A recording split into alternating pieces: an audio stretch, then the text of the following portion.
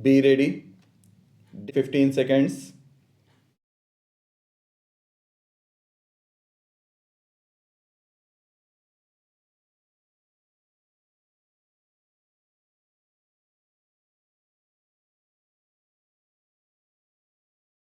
Sir, I would suggest for the consideration of the House, and this is what we have been attempting to do in our science and technology plan also.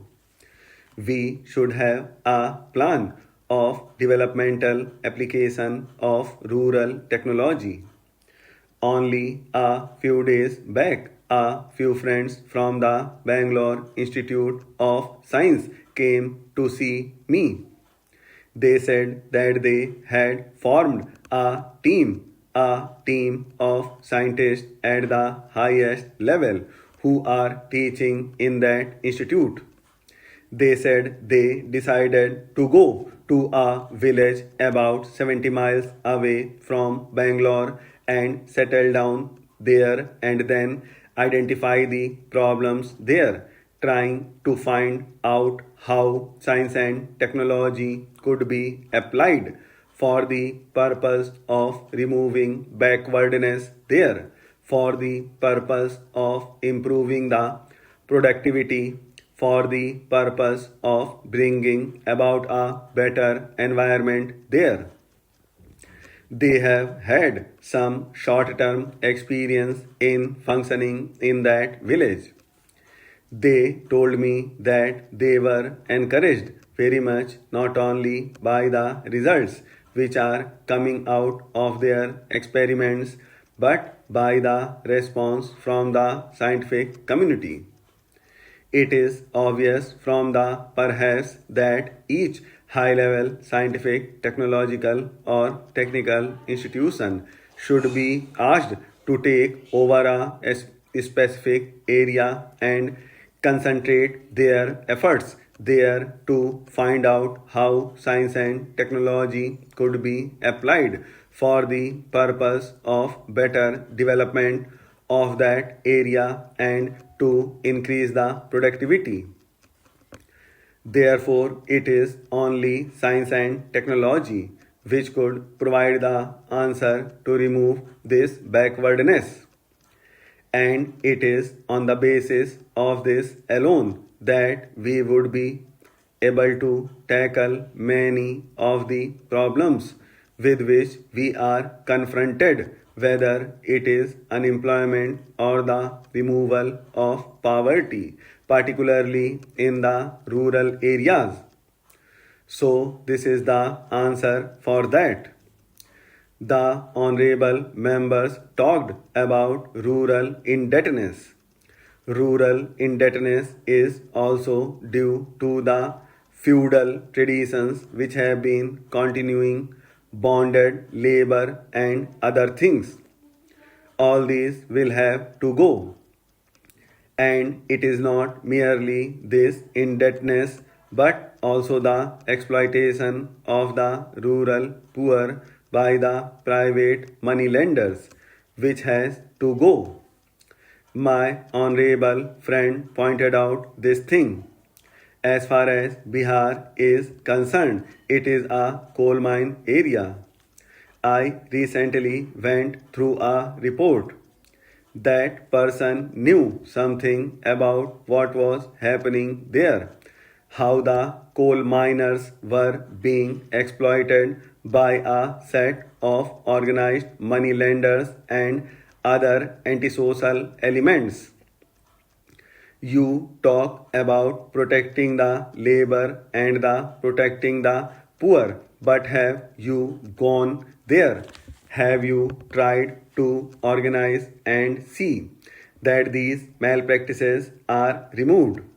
Therefore, there is no use blaming others if we have not done anything about it, and to that extent, we also contribute to the deterioration of the situation there.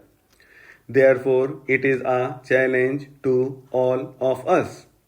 There is no use of throwing blame on somebody if the private moneylender is going to lead this sort of exploitation of rural poor and even of the industrial labor. Then we have got to sit down and think about it, how to abolish it, how to eradicate this practice. When we talk in terms of removing rural indebtedness, it is not by moratorium. Of course, that is a part of it, but it cannot stop there. We have to proceed further. You should have organizations to cater to the needs of these people. There also they want to continue in the same old tradition. How do these people get indebted? They get indebted because they want to imitate the rich in performing their marriages. They want to have the same funeral ceremonies. They want to have the same birth ceremonies, and therefore some of their indebtedness starts with this wasteful expenditure. Therefore, the social customs is a thing which stands in the way. But for this social custom, who sets the pattern? It is the rich people, even the educated people, who set the pattern. Therefore, if we want to remove the rural indebtedness and if you want to remove the root cause for this, then all of us will have to respond to this and set an example to the poor, because they would look respectable only when they perform the marriage in a certain style. Because we are doing the same. When we talk about the rural indebtedness, let us not attack the rural indebtedness in isolation. Unless we attack the social customs which led to the wasteful expenditure.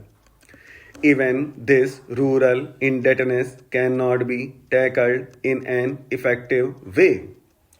So it has to be looked at as a whole and not in isolation. We should look at it from that point of view. It is the educated group, the richer section of the people, who spoil the poorer sections by their own wasteful expenditure. I am coming to dowry. When we talk about it in the International Year for Women, we are thinking of liberating the women. Can we liberate them from the dowry system? Who are the worst sinners in this dowry system today?